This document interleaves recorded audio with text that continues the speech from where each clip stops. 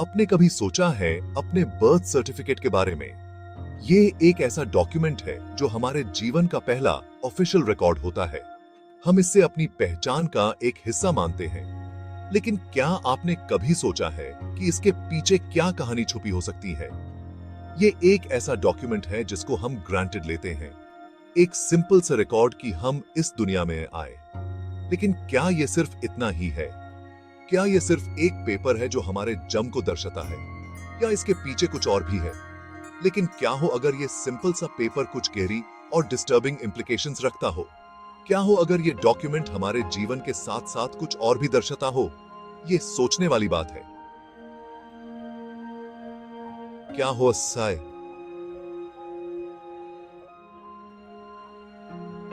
अगर ये एक्चुअली में एक डिक्लेरेशन हो हमारे नॉन एग्जिस्टेंस का? ये बात सुनने में अजीब लगती है, लेकिन कुछ लोगों का मानना है कि बर्थ सर्टिफिकेट एक तरह से हमारे जीवन और मृत्यु दोनों का ही प्रमाण है। सुनने में ये किसी कॉन्स्पिरेसी थ्योरी जैसा लगता है, लेकिन कुछ लीगल फ्रेमवर्क्स और हिस्टोरिकल प्रेसिडेंट्स हैं जो एक डिस्टर्बिंग ट्रूथ की तरफ इशारा करते हैं। ये थ्योरीज कहती हैं कि बर्थ सर्टिफिकेट एक लीगल फिक्शन है जो हमारे जीवन को एक कॉर्पोरेट एंटिटी के रूप में दर्शाता है। इंटरनेशनल लॉ के हिसाब से हमारे बर्थ सर्टिफिकेट्स ऐसे एविडेंस है जिससे ये माना जा सकता है कि हम समुद्र में खो गए, प्रिज्यूम्ड डेड और लीगली फिक्शनल एग्जिस्टेंस में जी रहे हैं। ये कॉन्सेप्ट मैरिटाइम लॉ से आता है, जहां एक व्यक्ति को समुद्र में खो जाने पर लीगली डेड माना जाता है। इस वीडियो में हम इन कॉम्प्लेक्स और ऑफ्टन ओवरलुक्ड कॉन्सेप्ट्स के बारे में जानेंगे और समझेंगे कि ये थ्योरीज कैसे बनी और इनका क्या मतलब है। हम देखेंगे कि कैसे कुछ लोग इन थ्योरीज को अपने जीवन में मानते हैं और इन्हें अपने लीगल राइट्स और आइडेंटिटी के रूप में देखते हैं। और एक्सप्लोर करेंगे यूनिट्रॉइड ट्रीटी ऑफ रोम, जो एक ऐसी ट्रीटी है जो इंटरनेशनल लॉ और लीगल आइडेंटिटी के कॉन्सेप्ट्स को डिफाइन करती है। ये ट्रीटी कैसे बनी और इसका क्या इंपैक्ट है, ये हम समझेंगे। द सेस्टुइक्वेवी एक्ट ऑफ 1666 के पोटेंशियल रेमिफिकेशंस को, जो एक ऐसा एक्ट है जो लीगल आइडेंटिटी और एग्जिस्टेंस के कॉन्सेप्ट्स को रीडिफाइन करता है। ये एक्ट कैसे बना और इसका क्या इंपैक्ट है, ये हम देखेंगे। और ये हमारे सिटीजनशिप, ह्यूमन राइट्स और जिंदगी को कैसे अफेक्ट करते हैं। ये कॉन्सेप्ट सिर्फ लीगल थ्योरीज नहीं हैं, बल्कि इनका हमारे जीवन पर गहरा प्रभाव हो सकता है। हम देखेंगे कि कैसे ये थ्योरीज हमारे डेली लाइफ और लीगल राइट्स को प्रभावित कर सकती हैं और इन्हें समझना क्यों जरूरी है। तो चलिए इस सफर पर चलते हैं और समझते हैं कि एक सिंपल सा बर्थ सर्टिफिकेट के पीछे क्या कहानी छुपी है। ये एक ऐसा सफर होगा जो आपके सोचने का नजरिया बदल देगा और आपको अपने जीवन और आइडेंटिटी के बारे में नए तरीके से सोचने पर मजबूर करेगा। हम देखेंगे कि कैसे ये लीगल डॉक्यूमेंट्स और थ्योरीज हमारे जीवन को प्रभावित करते हैं और कैसे हम इन्हें समझकर अपने लीगल राइट्स और आइडेंटिटी को बेहतर तरीके से समझ सकते हैं। ये एक ऐसा सफर होगा जो आपको सोचने पर मजबूर करेगा और आपको अपने जीवन के बारे में नए तरीके से सोचने पर प्रेरित करेगा। तो चलिए इस सफर पर चलते हैं और समझते हैं कि एक सिंपल सा बर्थ सर्टिफिकेट के पीछे क्या कहानी छुपी है। ये एक ऐसा सफर होगा जो आपके सोचने का नजरिया बदल देगा और आपको अपने जीवन और आइडेंटिटी के बारे में नए तरीके से सोचने पर मजबूर करेगा। इस कॉम्प्लेक्स इशू को समझने के लिए हमें वापस जाना होगा 1930 में, एक ऐसा दौर जब दुनिया एक नए मोड़ पर थी। उस वक्त दुनिया में कई नए पॉलिटिकल और सोशल चेंजेस हो रहे थे और इन्हीं चेंजेस के बीच एक सिग्निफिकेंट लीगल डेवलपमेंट भी हो रहा था। जब यूनिट्रॉइड ट्रीटी साइन हुआ था रोम में, ये एक ऐसा मोमेंट था जो आने वाले कई डेकेड्स तक लीगल लैंडस्केप को शेप करेगा। ये ट्रीटी, जो इनिशियली सिर्फ एक लीगल डॉक्यूमेंट लगता था, एक्चुअली एक रेवोल्यूशनरी स्टेप था towards the unification of private international law. ये ट्रीटी, जिसका फोकस था unification of private international law पे, देखने में अलग लग सकता है हमारे बर्थ सर्टिफिकेट से, लेकिन इसका इंपैक्ट बहुत गहरा था। ये ट्रीटी एक ऐसा फ्रेमवर्क एस्टैब्लिश कर रही थी जो इंटरनेशनल ट्रेड और लीगल मैटर्स को स्ट्रीमलाइन करने में मददगार साबित होता। लेकिन ये एक ऐसे लीगल फ्रेमवर्क की शुरुआत करता है जहां इंडिविजुअल्स को commercially and legally lost at sea declare किया जा सकता है। ये कॉन्सेप्ट जो पहली नजर में थोड़ा अजीब लगता है, एक्चुअली बहुत ही सिग्निफिकेंट है। इसका मतलब ये है कि अगर कोई इंडिविजुअल अपनी कंट्री के लीगल सिस्टम से बाहर हो जाए तो उसका लीगल स्टेटस क्या होगा। ये ट्रीटी स्टेटलेस पर्सन्स और इंटरनेशनल वाटर्स में इंडिविजुअल्स की लीगल स्टेटस के कॉन्सेप्ट्स के बारे में है।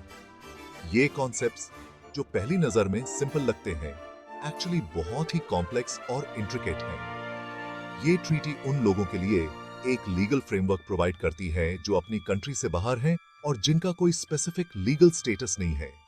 देखने में ये कॉन्सेप्ट सिंपल हैं, लेकिन अगर इन्हें एक स्पेसिफिक लेंस से देखा जाए तो ये एक ऐसा सिस्टम क्रिएट करते हैं जहां एक पर्सन की लीगल आइडेंटिटी उसकी फिजिकल एग्जिस्टेंस से अलग हो जाती है।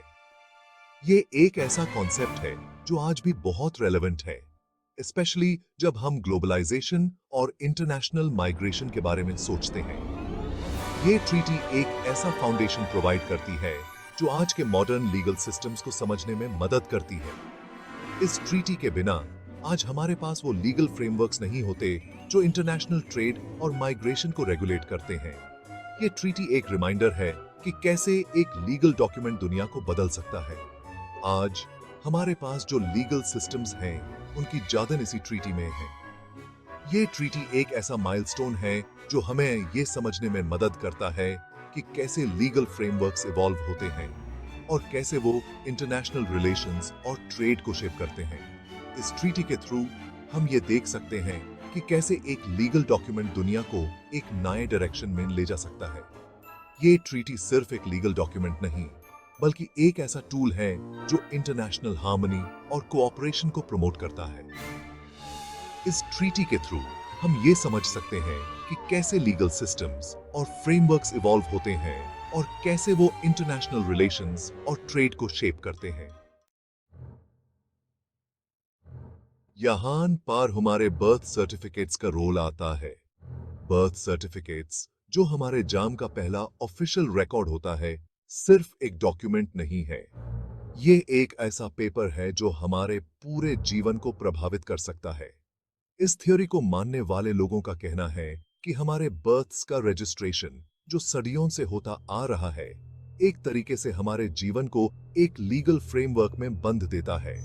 ये सिर्फ एक फॉर्मल प्रोसेस नहीं है, बल्कि एक ऐसा सिस्टम है जो हमारे ऊपर काफी प्रभाव डाल सकता है। स्पेशली स्टेट्स द्वारा बर्थ सर्टिफिकेट्स का बनाया जाना एक ऐसा प्रोसेस है जो हमें एक लीगल एंटिटी में कन्वर्ट कर देता है। ये सर्टिफिकेट सिर्फ हमारे जन्म का प्रमाण नहीं देते, बल्कि हमें एक ऐसी आइडेंटिटी भी देते हैं जो लीगल और ब्यूरोक्रेटिक सिस्टम्स में काम आती है। मैरिटाइम लॉ के हिसाब से ऐसे डिक्लेयर करना है कि हम समुद्र में खो गए हैं। ये एक अजीब थ्योरी लग सकती है, लेकिन इसके पीछे एक लॉजिक है। मैरिटाइम लॉ जो समुद्री कानून है, उसके मुताबिक अगर कोई शिप समुद्र में खो जाता है तो उसके क्रू और पैसेंजर्स को प्रिज्यूम्ड डेड माना जाता है। सोचो, जब कोई शिप समुद्र में खो जाता है तो एक certificate of presumed death issue किया जाता है। ये सर्टिफिकेट इस बात का प्रमाण होता है कि वो लोग अब इस दुनिया में नहीं हैं। इसी तरह कुछ लोग मानते हैं कि बर्थ सर्टिफिकेट्स भी एक तरीके से हमें एक अलग लीगल एंटिटी में कन्वर्ट कर देते हैं। इसी तरह ये आर्ग्यूमेंट है कि हमारे बर्थ सर्टिफिकेट्स भी हमारे खो जाने का एविडेंस हैं और एक अलग लीगल एंटिटी क्रिएट करते हैं। ये एंटिटी जो सिर्फ पेपर पर एग्जिस्ट करती है, हमारे असली अस्तित्व से अलग होती है। ये एक ऐसा कॉन्सेप्ट है जो काफी लोगों को समझ में नहीं आता, लेकिन इसके पीछे एक गहरा अर्थ है। ये एंटिटी जो सिर्फ पेपर पर एग्जिस्ट करती है, लीगल कॉन्ट्रैक्ट्स और ऑब्लिगेशंस का सब्जेक्ट बन जाती है। ये एक ऐसा सिस्टम है जो हमें हमारे असली अस्तित्व से अलग कर देता है और हमें एक ऐसे फ्रेमवर्क में डाल देता है जहां हमारे राइट्स और ऑब्लिगेशंस रीडिफाइन हो जाते हैं और हमें हमारे इनहेरेंट राइट्स से अलग कर देता है। ये एक ऐसा कॉन्सेप्ट है जो काफी कॉम्प्लेक्स और समझने में मुश्किल लग सकता है, लेकिन इसके पीछे एक लॉजिक है। बर्थ सर्टिफिकेट्स जो हमारे जीवन के पहला ऑफिशियल रिकॉर्ड होता है, सिर्फ एक डॉक्यूमेंट नहीं है। ये एक ऐसा पेपर है जो हमारे पूरे जीवन को प्रभावित कर सकता है। इसलिए इस थ्योरी को समझना और इसके इम्प्लीकेशंस को समझना जरूरी है।